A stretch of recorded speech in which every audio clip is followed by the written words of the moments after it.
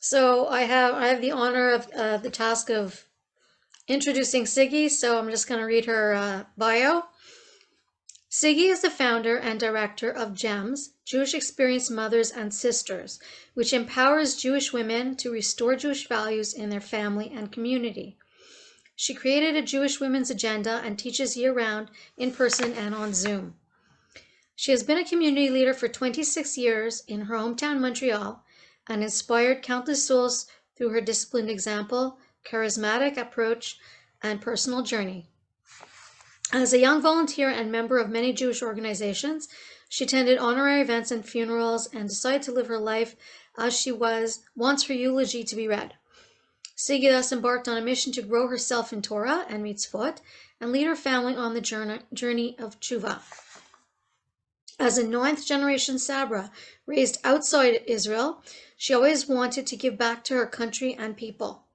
Sigy lectures in 4 languages internationally at schools, seminaries, synagogues, and various women's events on topics of living inspired, passionate prayers, the power of Shabbat, the gift of mikvah, kavanot of challah baking, shalom bayit, women building Jewish homes, and raising proud and responsible children. Sigy is a black belt in martial art of Kung Fu. She's been practicing at Kudoki Academy since the young age of 15, under the instruction of Sifu Max, her husband. Since then, they have passionately worked side by side to build and run a financial brokerage firm and give back to the community in many ways, including teaching martial arts benevolently and sharing Divrei Torah on their YouTube channel, Torah in Love. It's very cute. Check it out. Today, Sigy and Max are the proud parents of 5 sons, 2 daughters in love, and 7 grandchildren. Thank you so much, Louisa. Thank you. Okay, it's my pleasure. Good evening, ladies. So lovely to see some of you again and to see some new ladies. And I want to thank the wonderful ladies that I learn with regularly who came on tonight as well. I'm very grateful to see you. And okay, I'm going to go right into it. So we're speaking about Chanukah and the wonderful lessons that we are going to take away from this amazing, amazing holiday. So I believe that the last time we spoke, we talked about a framework, an understanding that we exist within the greater existence of God. And we gave the wonderful analogy of the mother and the baby or the fetus in the mother. And we talked about how the baby doesn't see mother because it's in the body. So it can't really see mother, but it knows that it's always being fed and always taken care of.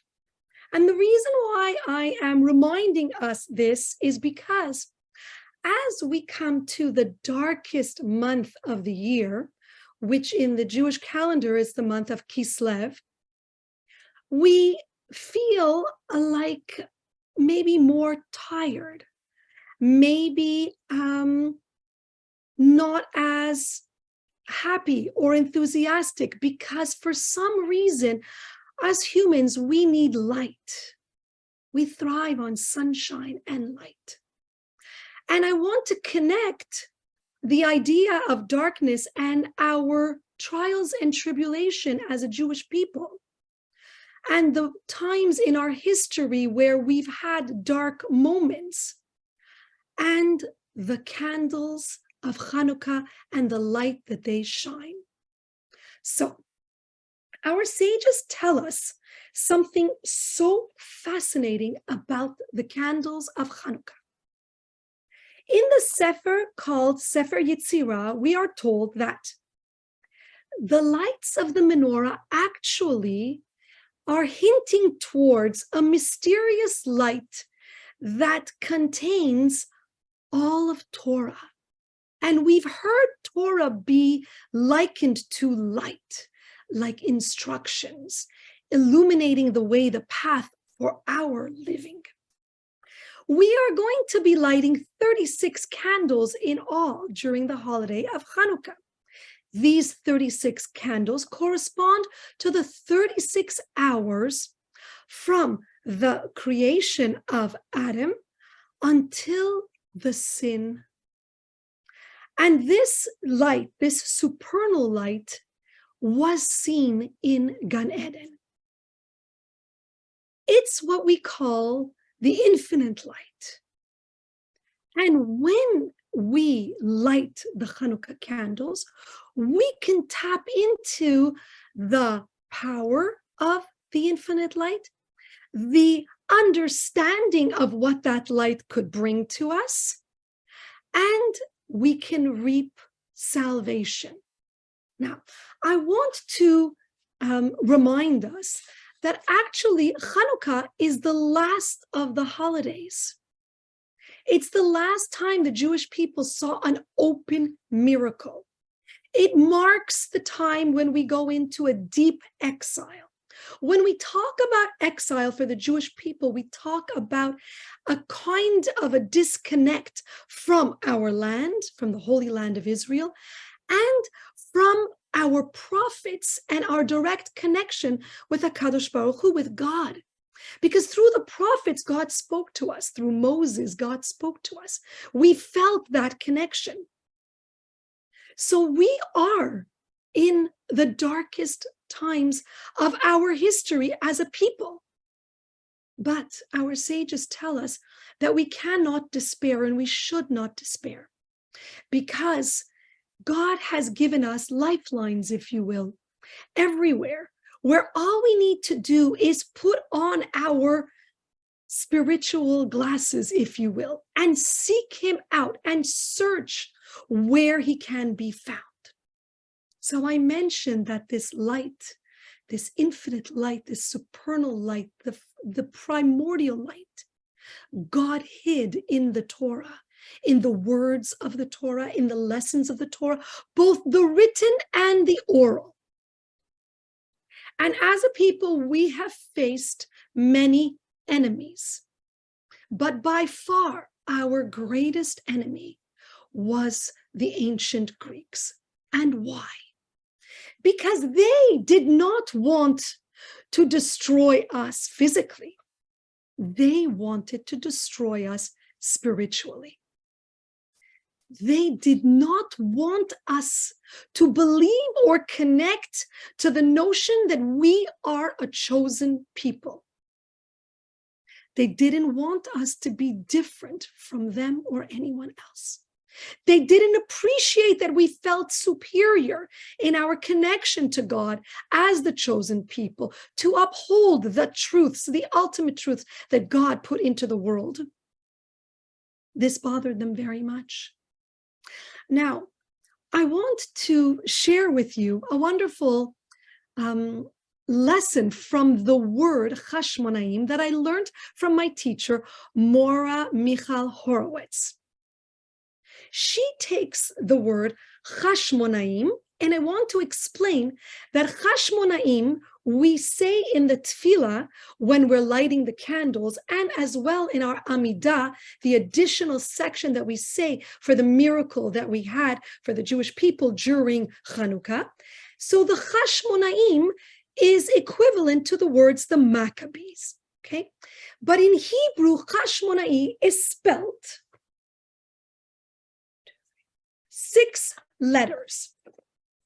Chet, which stands for Chodesh, Shin, which stands for Shabbat, Mem, which stands for Milah, which is the Brit Milah, Nun, which stands for Nida, which means the family purity that the Jewish women uphold, Aleph for Eshet Chayil, which is the allotted Jewish woman and her position in the Jewish family, and Yud, which stands for 10, which are the 10 commandments, and the 10 sfirot, which are the kochot, the energies that are in the world. So I want to go over each one so that we can understand what is the message of Chanukah and what do the Maccabees teach us. Okay, So, by keeping the mitzvah of Rosh Chodesh, which is pronouncing the new month and living by the months in calendars, the Jewish people have set, based on God's commandment, that there is a soul to time, that time matters, that time is valuable. The Greeks didn't want any of that. They wanted to waste their time if they felt so.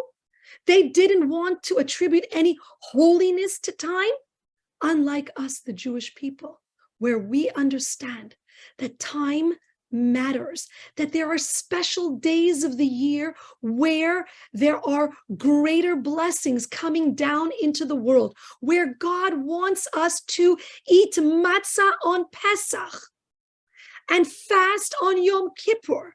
And we need to know, based on the months and the designation of the months, how the Jewish calendar works. Another area is Shabbat. The Jewish people understood the mitzvah of keeping and guarding the Shabbat. We have demonstrated that the soul of the entire physical world is Shabbat. We have 6 days of the week where we can do all types of avoda, melachot, work.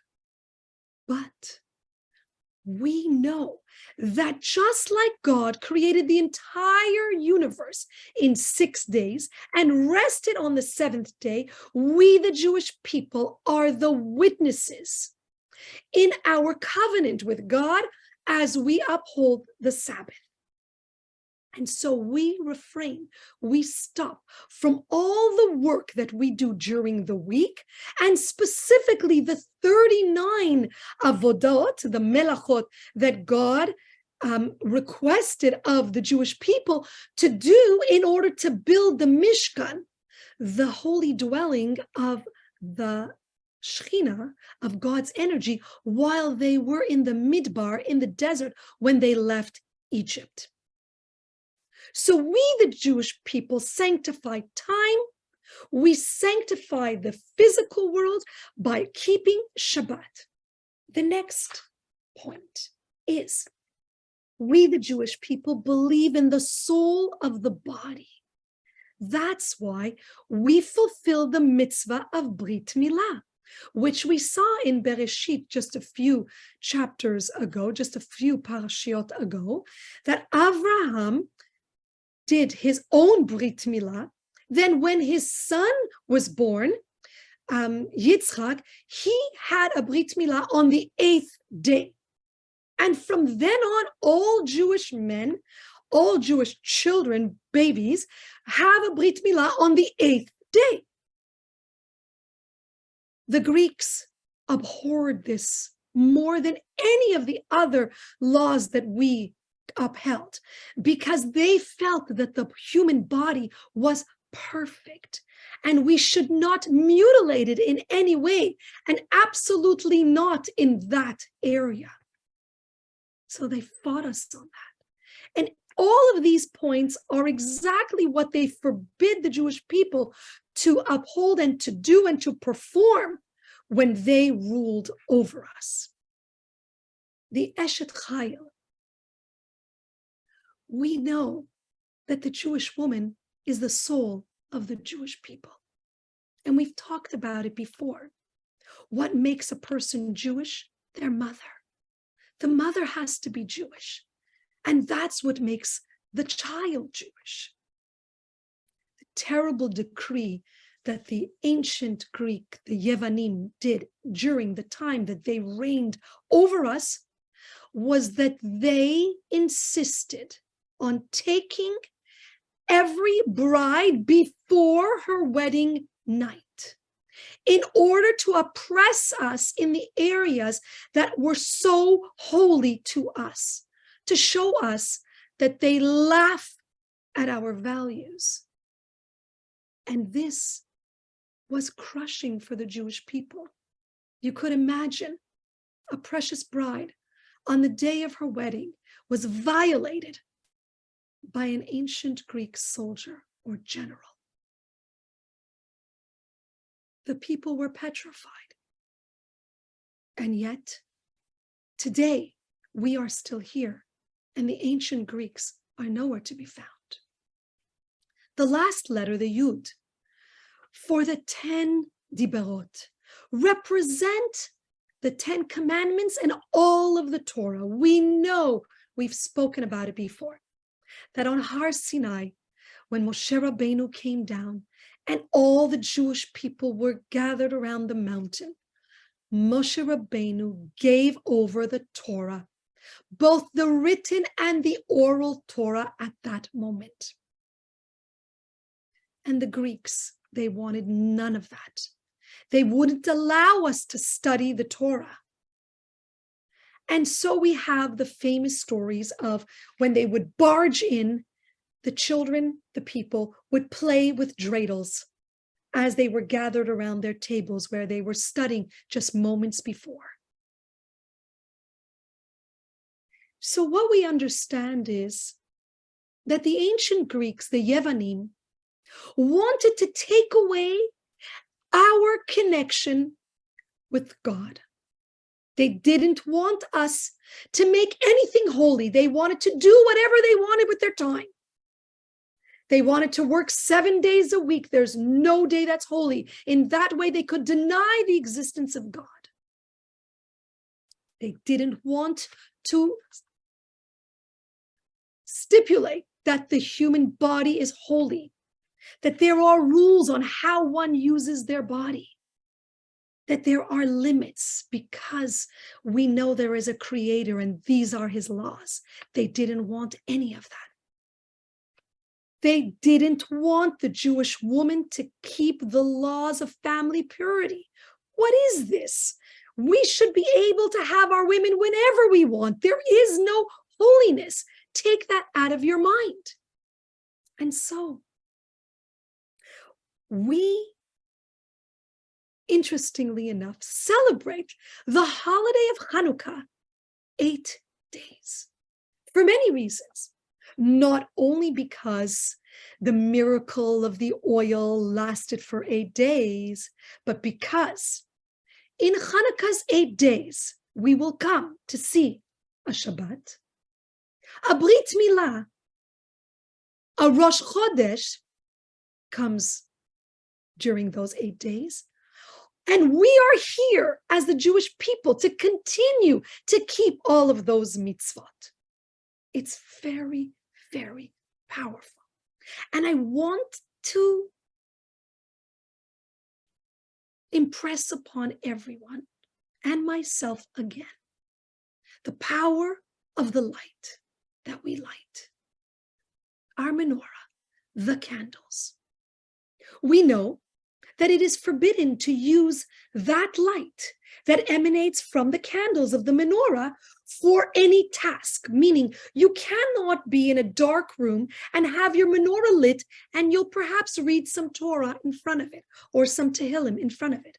No, this light is very, very precious. It's the primordial light. It's not meant to be used. It's meant to give us hope for the future redemption. That means we need to light our menorahs in a lit room so we can study our Torah, so we can give over stories, so we can read our Tehillim by the light. And now I want to remind you that there are so many stories of our great sages of the past who sat by the candles of the menorah, just staring at them for hours and hours. And we can ask ourselves, what were they looking at? And we know that this light is not only illuminating, lifting us, lifting our consciousness to another level, but allowing us to see the hope in the darkest month. And the darkest month means the darkest times for the Jewish people. in a time where now we see a rise in anti-Semitism all over in areas where we felt safe. And we should know that our only salvation comes from God, and our firm connection and our firm upholding of the covenant that we made. And to know that the sole protection of the Jew is this clinging to the learning of Torah and the performance of the mitzvot. And this is what allows us to continue to keep having future generations. Chanukah also means chinuch. It has the root word of education and dedication. So it is our duty to educate our children and our grandchildren, to tell over the story again, to talk about the miracle of the lights, to talk about the fact that when the creation started, there was complete darkness, tohu vavohu. Everything was undefined. And the first creation is light. And we know that we feel safe when we turn on a light in a dark room. And children will understand that. And we know that when we have a great idea, it's like a light switch went on. And children will understand that. And we can tell them that the light was so blinding that God had to take some of that light and put it somewhere, hide it somewhere, so that the rest of creation could live. And where did he hide it? In the Torah. And when we're down, or when we don't understand, when we are in darkness or dumbfounded, that all we need to do is look into the Torah and ask the question, any question, because the Torah is timeless.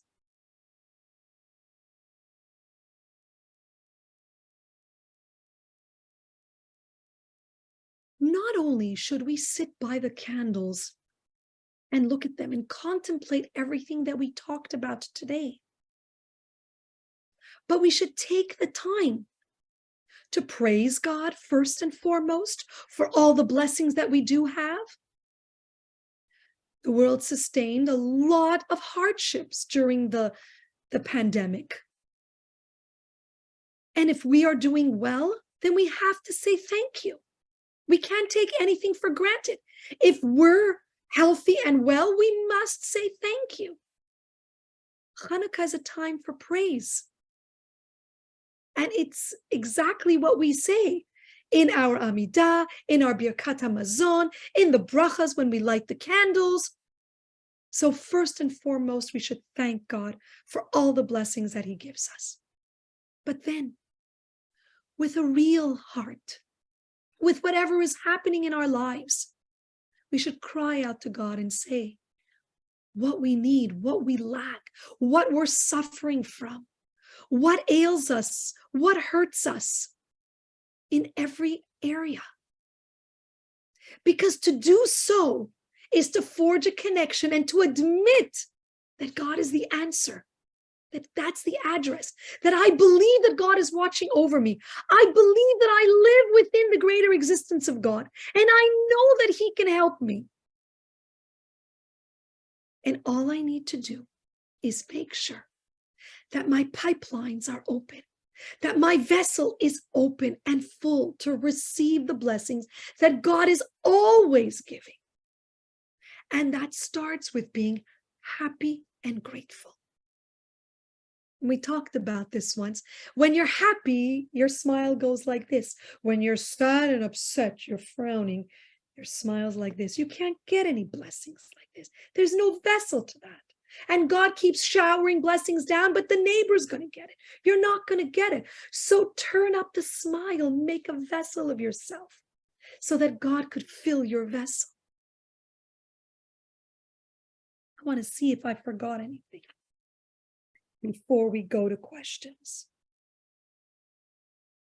Talked about that. Yes. So maybe take a note. but I could send it in writing, and maybe the sisterhood will send it out to all those who registered. There's a wonderful set of Tehillim that one should read after lighting the candles. And what does this do? This allows us to enable ourselves to stay by the candle lights, to benefit from their glow, and to read the Tehillim. So these are the ones that we're supposed to read in this order. I'm going to say it, and if you can note it, and if not, don't worry, we will give it over. So chapter 90, we read the last pasuk, the last phrase, and then we go straight into chapter 91 in Tehillim. Chapter 91 is a good reading for protection and salvation from any sickness or any bad. So before the Jews went to fight with the Greeks, they actually said this pasuk. They read these Tehillim.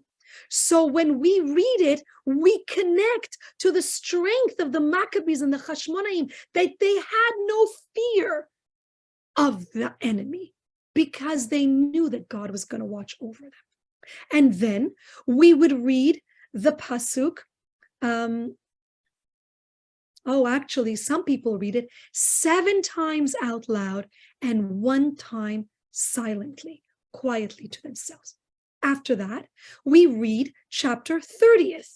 Chapter 30 is a good Tehillim to read in order to get rid of one's fears or anxiety. And you can read that at any time, but it is an auspicious time to read it once you've finished lighting the Chanukah candles and you've said the bracha of Hanerot Halalu and Mizmor Shir Chanukah Habayit and the Ma'otzor. The next Tehillim that is a good Tehillim to read is chapter 67. This Tehillim is actually formed in a menorah. In some Sidurim, you will see it as a menorah, and it is a wonderful omen for protection. It is best to find it in your siddur as it is in the menorah and to read it holding up the siddur when you read it as if it was a menorah itself with the candles, okay? And then there would be it would be good to read chapter 19, chapter 100, which is Mizmor Litoda, which is a praise, a thank you, God. Then chapter 133, and finally chapter 144. And when you're done, you could be very proud of yourself because you spent a nice amount of time in front of your candles. You connected to the miracle of Chanukah, and you will see miracles. Just ask for it. Thank you, ladies.